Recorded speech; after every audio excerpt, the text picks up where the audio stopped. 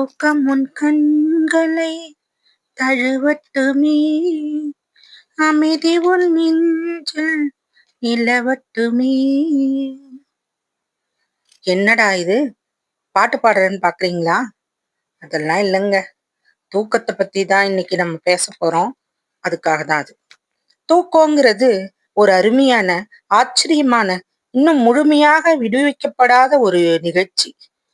உயிரிகளோட இயல்பு நிலை தான் தூக்கம்னாலும் நித்திரையில தான் உடலோட வளர்ச்சியும் நடைபெறுது. தூக்கத்துல பாத்தீங்கன்னா பரிணாம புதிர் ஒரு சுவையான விஷயம். உலகில ஒரு சில உயிரிலிருந்து மனிதன் வரை பொதுவா இரவுல தான் உறக்கம் கொள்கிறான்னு ஆராய்ச்சி சொல்லுது. மனிதர்கள், பாலூட்டிகள், பறவைகள், ஊர்வன, மீன்கள், பூச்சிகள் உட்பட பெரும்பாலான உயிரினங்களுக்கு தூக்கம் தேவை. தாவரங்களுக்கு தூக்கம் இல்லை. ஆனா அவை இரவுல ஒளிச்சேர்க்கை ஓய்வு நிலையை கொண்டிருக்கு. விலங்கினங்கள் ராஜ்யத்துல தூக்கம் மிக துவக்க காலத்துல உருவாகி இருக்கலாம்.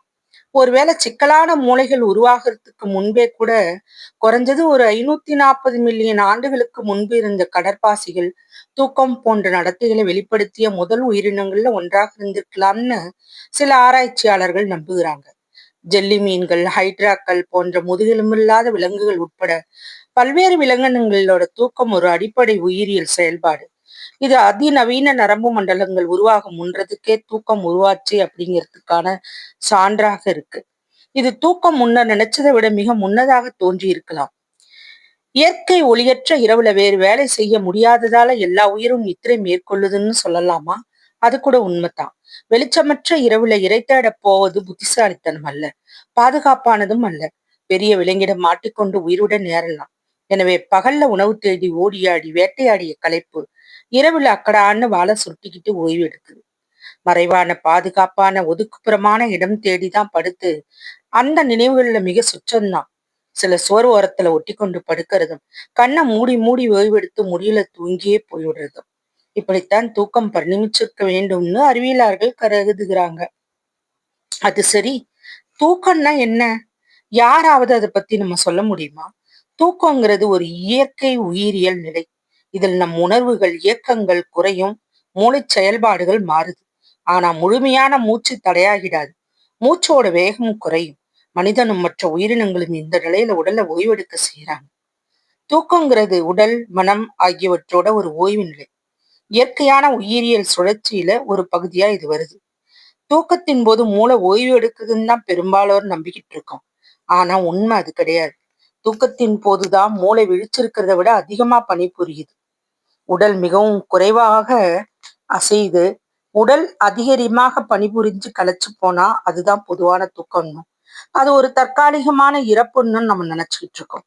உண்மையில என்ன நடக்குது தெரியுமா? தூக்கத்தின் போதுதான் உடலோட சுய சரி செய்தலும் புதுப்பித்தலும் நிகழுது.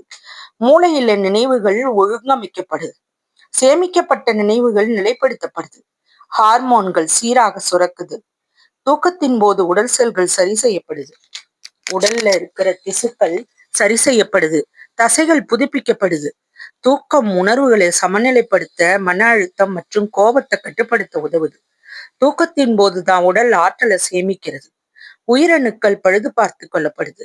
நாளை ஒரு புத்துணர்வுடன் தொடங்க தூக்கம் கட்டாயம் தேவை. ஒரு மனுஷனுக்கு எவ்வளவு நேரம் தூக்கம் வேணும்? இந்த தூக்கம் தேவையா? இப்படின்னு ஏராளமான வினாக்கள் தூக்கம் பற்றி இருக்கு. நான் பொதுவா ஒரு நாள்ல 1/3 அதாவது 8 மணி நேரம் நம்ம தூங்குறோம். அப்படி பார்த்தா ஒருத்தரோட வயசு 75ன்னா அவர் தன் வாழ்நாள்ல 25 வருஷங்களை தூங்கி கழிச்சிருக்கிறார். அது வீணா நாம் விழிச்சிருக்கும் போது இழந்த ஆற்றலை மீட்டெடுக்கவும் போது. மூளை ஒரு நாள்ல நடந்தவற்றை மீள்பார்வை செய்யவும், நினைவு பதிவிலிருந்து தேவையற்றதை நீக்கவும், மூளையை சுறுசுறுப்பா செயல்பட வைக்கவும் உறக்கம் அவசியம் தேவைன்னு அறிவியல் சொல்லுது. உறக்கம் அப்படிங்கிறது மனுஷனோட 1/3 வாழ்க்கை. அதை சரியா பயன்படுத்தினா மீதமுள்ள 2 மதிப்புடையதாகும். தூக்கங்கிறது ஒரு மேஜிக். அது உங்க மூளையை மீண்டும் புதியது போல மாற்றுது. என்ன நண்பர்களே, இன்னைக்கு தூக்கத்தை பத்தி ஒரு சுவாரஸ்யமான தகவல்களை தெரிஞ்சுக்கிட்டோம். பசி விலாக்ஸை தொடர்ந்து சப்ஸ்கிரைப் பண்ணாம பாக்குறவங்க சப்ஸ்கிரைப் பண்ணுங்க, லைக் பண்ணுங்க, ஷேர் பண்ணுங்க. உங்க கருத்துக்களையும் கமெண்ட்ல பதிவு பண்ணுங்க. நன்றி.